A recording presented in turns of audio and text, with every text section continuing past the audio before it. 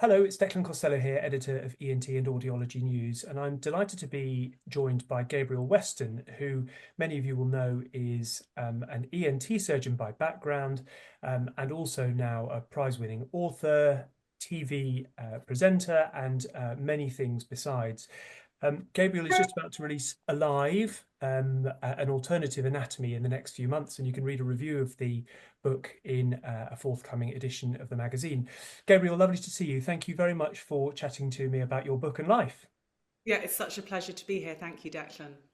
Um, I just want to start. I mean, I'm aware that you've had a very interesting journey from English literature through medicine, book writing, television, and other media. Tell me a little bit about that, and then what do you see happening next? Yeah, so my first degree was in English literature and philosophy, and I think looking back on that time, I probably had my first inklings of sort of interest in surgery and medicine at that time, but they tend to sort of manifest themselves as just wanting to be near a scene where someone was ill or where an accident had happened. I didn't have any doctors in my family, so there was no kind of obvious route for me to explore an interest other than just sort of being in the right place at the right time, as it were. And then towards the end of my English degree, a friend of mine who was a maths student, his dad was a surgeon, and I had a completely random sort of dinner with this friend of mine and his dad. And his dad had this album that was full of pictures of his head and neck surgery, actually, cancer surgery. And I just remember, even to this day, looking at those pictures and feeling like something very, very important happened in my brain at that moment. And then, really, from there, I ended up in theatre with that surgeon, seeing surgery in kind of real life. And that was the beginning of me recognizing, I think, that I was never going to feel satisfied if I didn't follow that path. So I had to do all my A levels again and go to medical school and, do the thing we've all done. So it was, yeah, a very circuitous route in. And then how did that morph into book writing and media? So, for a really long time, having got into medicine and surgery, which was something that felt as glamorous as being an astronaut to me, I almost felt like I wanted to subvert all the part of me that was arty. I was so desperate that people in medicine, and particularly in surgery, wouldn't see me as some sort of anomaly, that I just never talked about reading or writing or art or music. And I kept that part of myself not just private, but suppressed, I would say. And there were times, definitely, in the operating theatre where I would see things that struck me as so beautiful that I could feel the artistic part of my brain was engaged. But I learned very quickly, back in those days where surgical training was quite tough, no one wanted to hear that stuff, and it would not have advanced me to express it. So it really wasn't until much, much later. I think I was on maternity leave for one of my kids, and I just started writing about some of the things I was seeing in the operating theatre. And through a series of kind of happy accidents, some of that writing ended up in an agent's hands who took it seriously, which was kind of the last thing I'd ever expected would happen. And then, sometime around being a registrar in the ENT, I was faced with this sort of situation of being offered a book deal and having to make decisions about how much of my career going forward I wanted to be spending doing medicine and surgery and how much writing. And then the broadcasting bit was another accident just that emerged from, I think I was at a book fair in Cheltenham and someone from the BBC was there and approached me, and one thing sort of led to another, although that was very much not something that I pursued actively in any way, and for that reason, actually, was not ever that important to me either. Yeah, interesting, because I think most people who publish books find themselves banging on doors for years, and actually for you to have sort of worked through it without having to sort of submit it to hundreds and hundreds of agents is really fascinating. Yeah, and actually, I think if it had come down to that, I don't think it ever would have happened. Yeah, I don't think I necessarily sort of had a drive as such to get a book written. It yeah. just, yeah. So I mean, I'm glad what happened happened. So where do you see things going next for you more generally?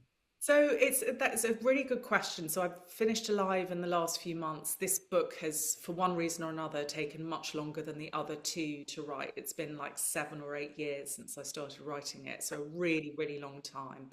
And I'm going away for a bit of a sabbatical with family to Australia for the next few months. And while I'm there, I'm just going to have to think about when I get back whether to slightly increase the number of days I spend doing surgery and kind of focus on that for a bit, or start writing something else. So I don't really know exactly where I feel what I feel about that yet. Proper portfolio career. That's absolutely Yeah, brilliant. So yeah, that brings me on to the next thing about how much time you spend in clinical practice. So you're an ENT surgeon by background. yes. How much do you do now, and what do you do? So originally I was full time, and then when I had kids, I went to 3 days a week, and I did that for a really, really long time. But now, and I suppose for the last 7 or 8 years, I've done 1 day of clinical practice a week, and the rest of the time, the rest of the working week, has spent writing this book.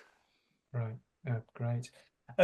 Your writing is really very eloquent and very beautifully phrased and clearly incredibly carefully crafted. Who are your sort of medical literary heroes and mentors? Well, I mean, like all doctors, especially those that write, I read quite a lot of the stuff that other doctors are writing. I guess in terms of sort of content, I like Atul Gawande is the obvious case. I suppose he was sort of the first doctor writer in this generation. I think Henry Marsh has interesting things to say about particularly the experience of being a doctor becoming ill towards the end of life.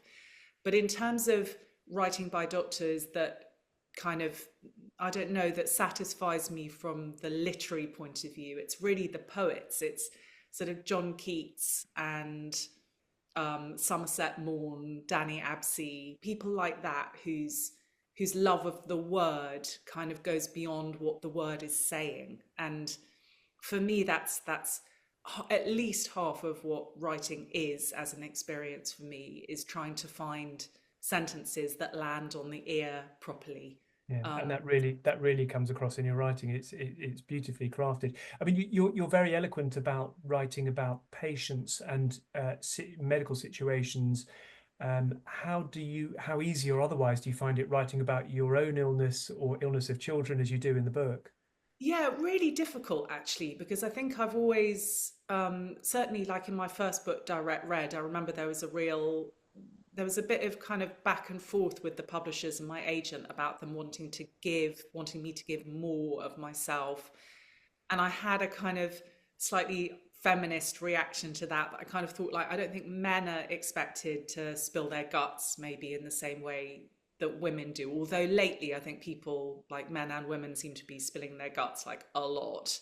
Um, but in this book, I think the way I got round that slight sort of nausea about the emotional, personal side is part of what I really wanted to do in this book is explore the space between knowing, which is what we doctors do so well, and being, which is an entirely different experience that I think the arts explore really well, but medicine tends to shy away from. And I thought to myself, if I could use the personal fragments in this book, not just as a way of kind of displaying my own emotion, which I've always found perhaps a little gratuitous in books like this, but say something more philosophical about that weird conflict that one experiences, or I've experienced as a doctor, between the way we operate on bodies as if they are these sort of platonic, objective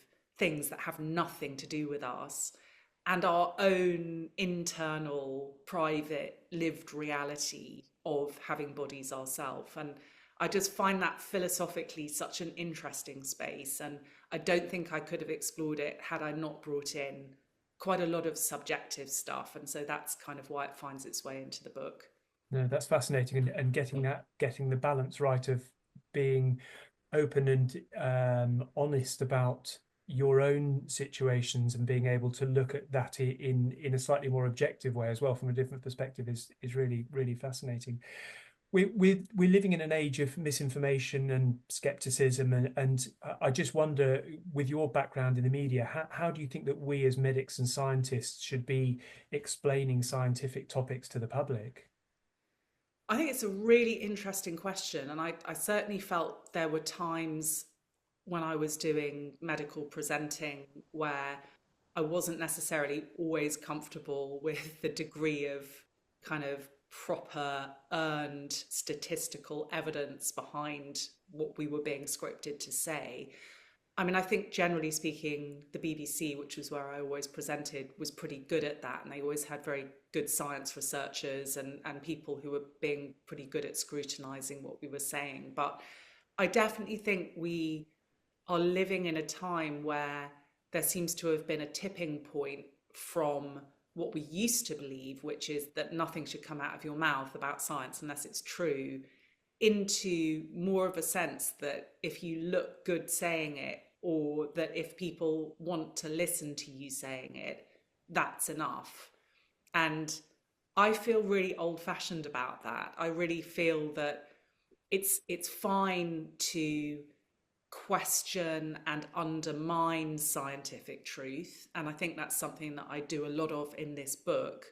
But we need to know what that truth is before we start doing that. And I just feel very uneasy about the fact that you can go to all sorts of different platforms to get a version of truth about, what doctors used to say, and that anyone can kind of say anything. And it's very hard to differentiate.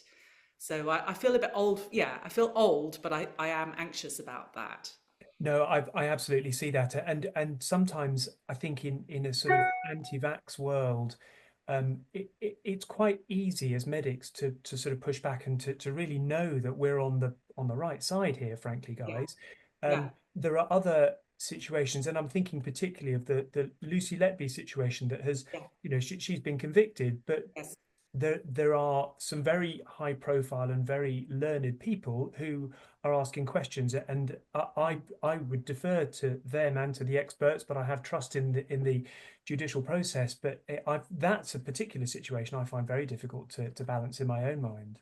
Yeah, and I think that's a really interesting example because sometimes I think uneasiness is actually a very good place to be.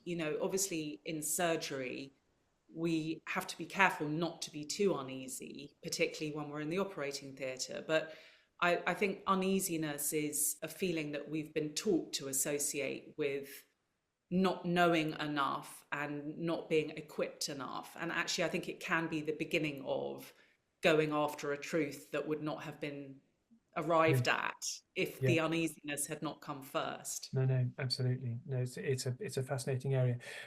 We'll wrap up in just a minute, Gabriel. But tell me, you have four children Yeah, ranging in ages. Are they literary, artistic, or are they medics through and through? there's no sign of any medic lovers at all. I mean, I would say they're decidedly not queasy, having spent their whole life growing up in a house with two doctors. But I don't see any budding doctors or surgeons among them at all. No, well, there you go. Both my parents were medics, and I I Amazing. I veered away from medicine for a short while and have come back to And it. came back to roost. Yeah, Yeah, yeah. exactly, exactly. It does that. Gabriel, thank you very much. Your book is out when in the early months of 2025, March the 6th. March next year. March Great. the Well, as I 6th, said, 2025. Yeah. terrific. Will there be a review in the magazine? Gabriel, thank you very much indeed for your time, and I hope to catch up again soon. Thank you. Such a pleasure. Thank you.